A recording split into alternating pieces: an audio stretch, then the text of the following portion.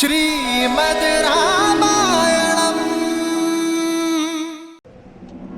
देवी, इस समय राम के रूप में नारायण मनुष्य रूप में अवतरित हुए। वो मनुष्य जिसे पीड़ा भी होगी, जिसे कठिनाइयों का सामना भी करना होगा, जिसके शत्रु भी बनेंगे और समय आने पर उन शत्रुओं से निपटने के लिए मित्रों की सहायता की आवश्यकता भी पड़ेगी। पर ऐसा कौन है जो श्री राम की सहायता कर पाने में सक्षम हो? मैं ही नारायण का दास, मैं ही उनका भक्त, मैं ही उनका मित्र, मैं ही उनका सखा। मेरा अंशावतार हनुमान श्री राम की सहायता के लिए वानर सेना को सज्ज कर रहा है। अपने गुरु सूर्य के मार्गदर्शन, उनका नेतृत्व करने के लिए सज्ज हो रहा है। उन्हें केवल युद्ध कौशल और रणनीति का पाठ ही नहीं पढ़ा रहा, अपितु आध्यात्म और अनुशासन की शिक्षा भी दे रहा है। परंतु ये तो स्वयं हनुमान भी नहीं जानता कि किष्किंधा पर कितना गहरा संकट आने वाला है।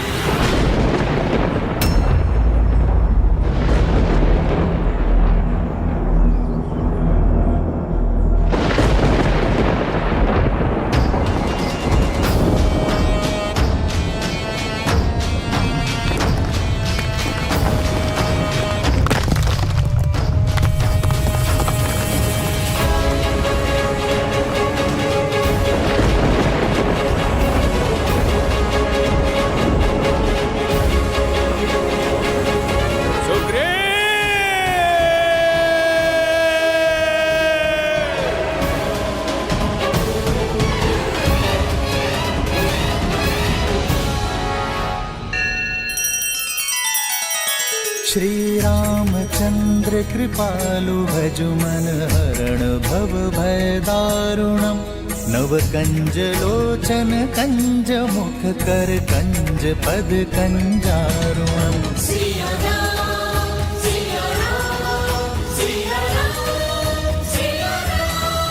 आदर्श और मर्यादा की है ये कथा महापावनम। काट मद श्री से मिलाने श्रीमद् रामायणम। श्रीमद् रामायणम।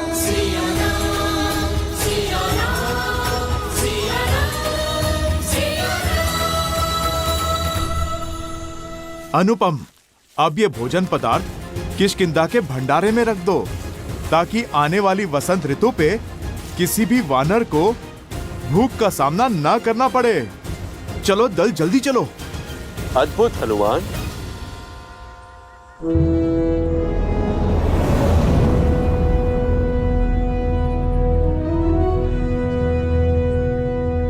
प्रणाम वानर राज सुग्रीव।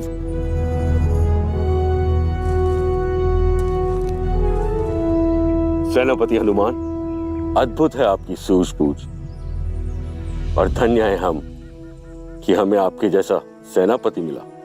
आपकी सूझबूझ के कारण हमें नया जीवन दान मिला। बीते वर्षों में जब जब भारी वर्षा हुई है, तब तब राज्य में अन्न का अकाल पड़ा है, किंतु अब ऐसा नहीं होगा।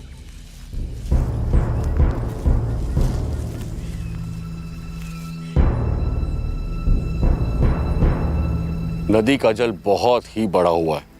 उस पार जाने के लिए जल का स्तर कम हो, उसकी प्रतीक्षा करनी होगी। महाराज सुग्रीव, जो निराशावादी होते हैं वो परिस्थिति अनुकूल होने की प्रतीक्षा करते हैं। जो कर्म पे विश्वास करते हैं वो परिस्थितियों को अनुकूल कर लेते हैं। नल, नील,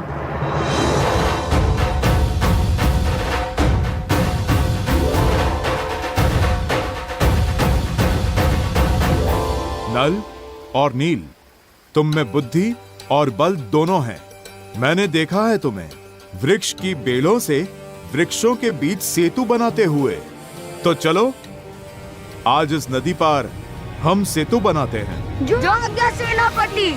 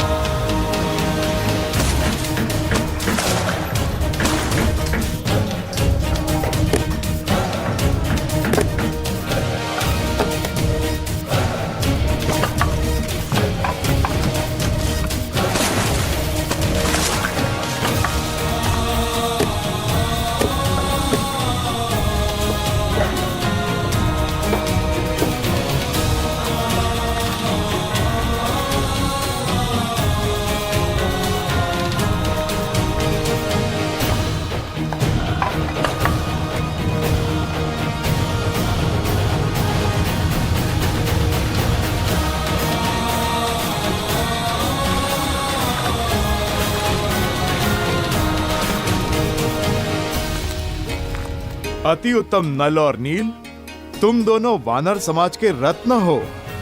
एक दिन तुम्हारा कौशल वानर जाति के गौरव का कारण बनेगा। अति उत्तम हनुमान, तुम्हारे मार्गदर्शन के बिना यह कार्य संभव नहीं था।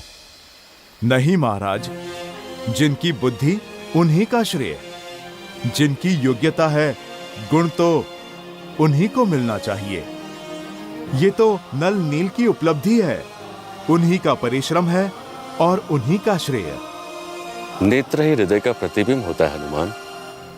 जितने ही स्वच्छ और सरल तुम्हारे नेत्र हैं, उतना ही स्वच्छ और कोमल तुम्हारा हृदय भी है।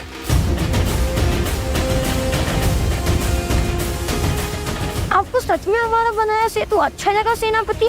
अवश्य, इसमें एक बड़ी अच्छाई भी है और एक कमी भी। जानते हैं कमी तो होगी, पहले प्रशंसा वाली बात बताइए ना। इससे अच्छा सेतु बनाना असंभव है। तो फिर बुराई क्या है? इसकी क्षमता। यदि कोई 100 गजों की शक्ति वाला वीर इस सेतु पे कूदे तो यह ध्वस्त हो जाएगा। तो फिर सेतु सुरक्षित है, क्योंकि इतने शक्तिशाली तो आप हैं, जिससे आपका बनवाया हुआ सेतु टूट जाए। अब शीघ्रता करो वीर, कुमार अंगद के अभिषेक की तैयारी भी तो करनी है। आप चिंता क्यों कर रहे हैं महाराज?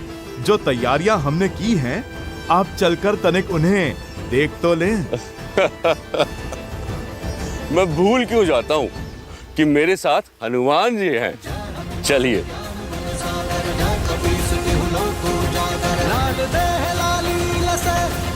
लाल लगू वज्र देह दानव तलत, जय जय जय कपीसूर।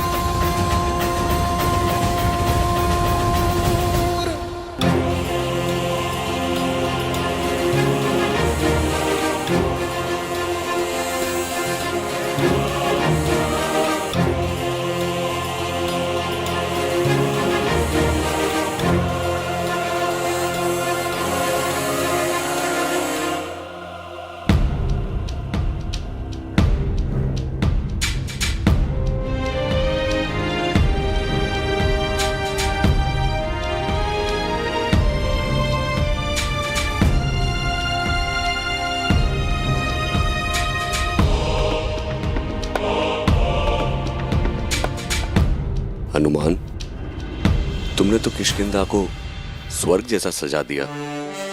सब कुछ कितना सुंदर लग रहा है। स्वयं विश्वकर्मा भी इतनी सज्जा नहीं कर पाते।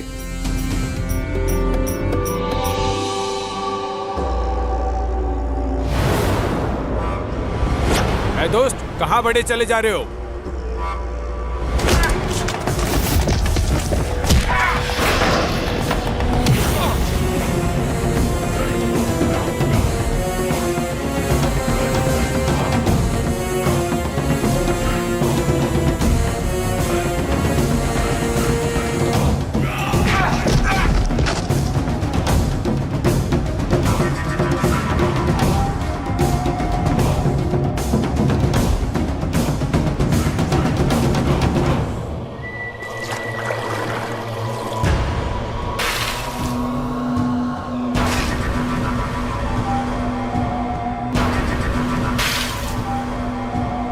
महाराज बाली, महाराज बाली।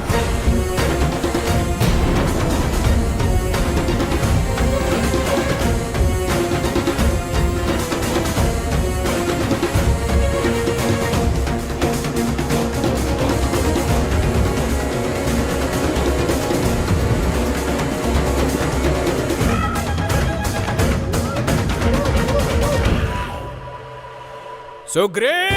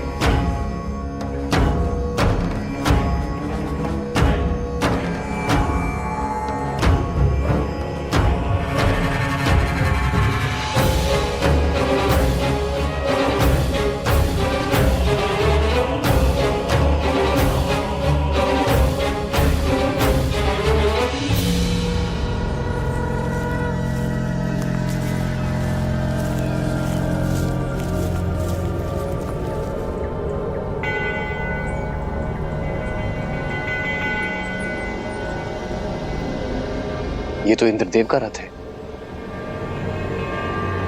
वो अवश्य ऋषि शरभंगा को लेने आए होंगे। हमें शीघ्र ही चलना चाहिए। ऋषि सरभंगा से मिलना इतना महत्वपूर्ण क्यों है श्री राम के लिए? श्री राम के जीवन की एक अत्यंत महत्वपूर्ण कड़ी है ऋषि शरभंगा, जो वन में अपनी सांसों की डोर थामे श्री राम की प्रतीक्षा कर रहे हैं, ताकि उनसे भेंट होने पर उन्हें ऋषि अगस्त्य तक पहुंचाकर अपना कर्तव्य निभा सके। अद्भुत है ऋषि शरभंगा की कर्तव्य परायणता, जहां वो अपना कर्तव्य निभाने के लिए स्वयं देवराज इंद्र के स्वर्ग आने की मनुहार को भी कई बार ठुकरा चुके हैं।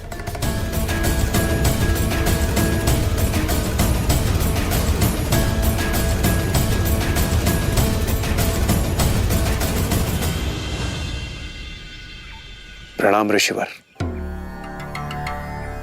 ऋषिवर, अब बस कीजिए। अपने सुकर्मों का फल भोगने हेतु मेरे साथ स्वर्ग चलिए। सदैव की तरह इस बार भी मैं आपके समक्ष अपने रथ के साथ उपस्थित हुआ हूं, और हर बार आप मुझे किसी तर्क में उलझाकर पुनः राम की प्रतीक्षा में जुट जाते हैं। जब मोक्ष का अवसर हो तो स्वर्ग का मोह निरर्थक है देवराज। मेरे जीवन का अंतिम उद्देश्य तो अपनी निर्जीव शरीर को श्री राम के चरणों में निछावर करना ही है, और श्री राम अवश्य आएंगे।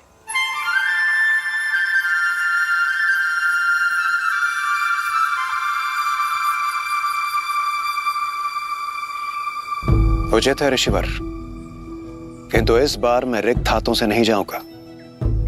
आपको मेरे साथ स्वर्ग चलना ही होगा।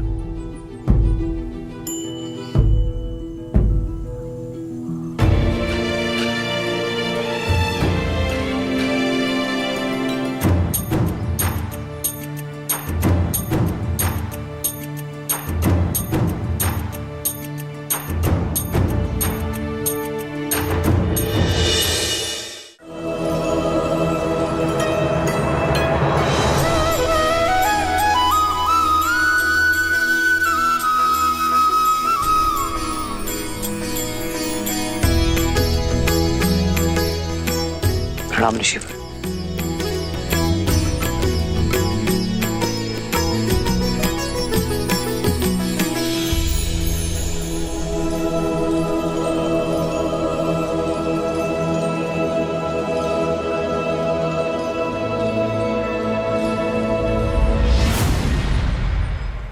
बैठिए ऋषिवर, बैठिए।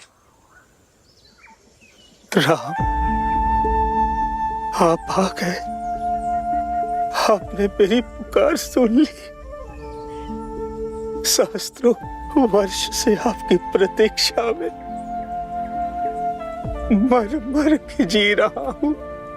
आपके दर्शन की अभिलाषा अपने श्वासों को रोके बैठा हूं, ताकि अपना कर्तव्य निभा सकूं, आपको मार्ग दिखा सकूं।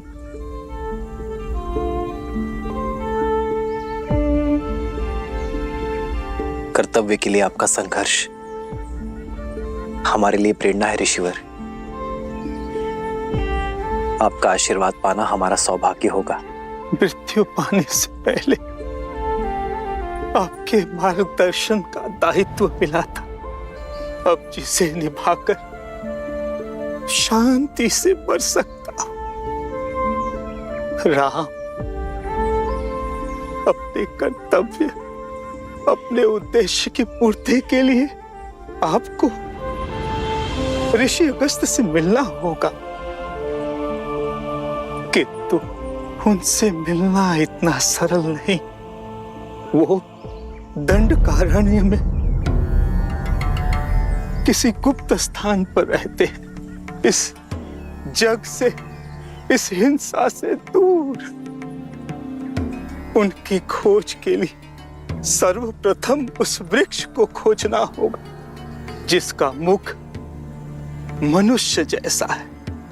वही उनका मार्ग बताएगा। ऋषि अगस्त्य वो दीप है जो रावण और उसके सेनापति घर के अंधकार को समाप्त करने का मार्ग प्रज्वलित कर सकते हैं। अब मुझे अपनी गोद में सर रखकर मोक्ष दीजिए प्रभु, मोक्ष दीजिए। बहुत थक चुका हूं।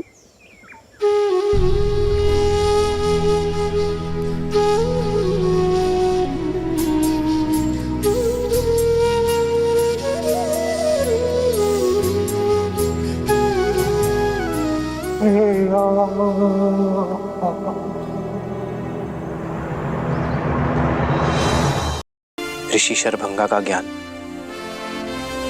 सदा हमारा मार्गदर्शन करता रहे। चलो लक्ष्मण, इनके अंतिम संस्कार की तैयारी करते हैं।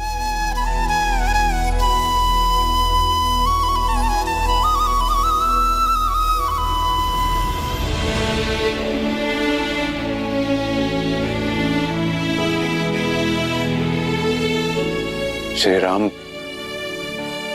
मेरा एक निवेदन स्वीकार करें। मेरे इस रथ को अपने साथ ले जाइए। इस मायावी वन में यह आपका सहायक बनेगा। प्रस्ताव के लिए धन्यवाद देवराज। आप हमारे पिताश्री के मित्र हैं और एक मित्र होने का कर्तव्य निभा रहे हैं, पर मुझे आपके दिव्य रथ की आवश्यकता नहीं है।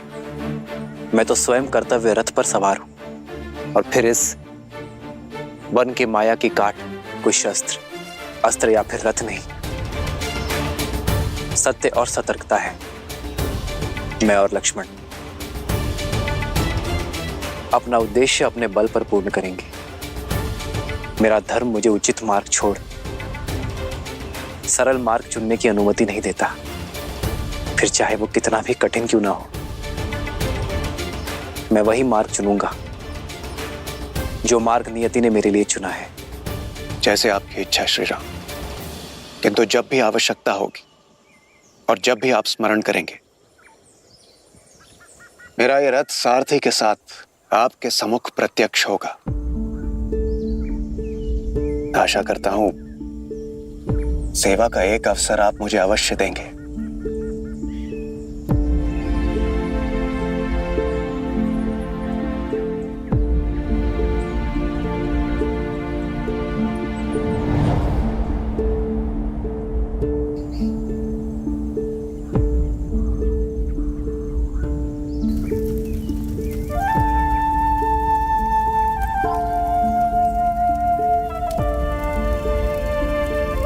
श्री राम, आपके जाने से पूर्व आपको कुछ दिखाना चाहता हूं।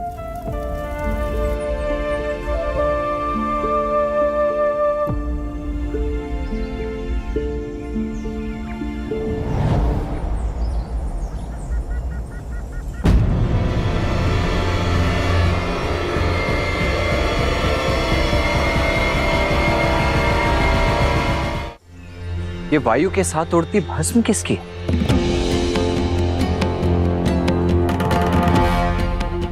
आइए आप स्वयं देख लीजिए।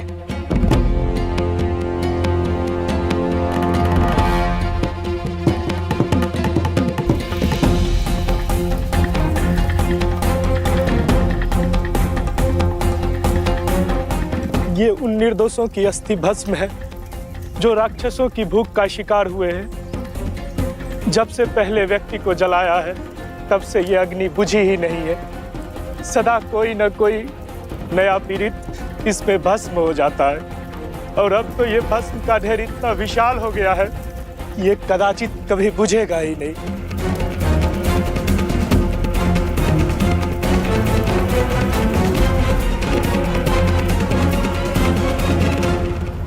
वचन है दशरथ नंदन राम का, इस वन को खर के प्रकोप से मुक्त करूंगा।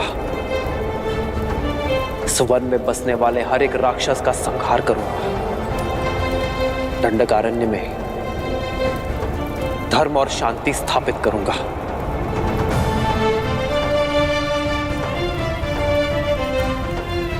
मैं सौगंध लेता हूं, मुझ पर विश्वास करने वाले हर एक जीव की रक्षा करूंगा।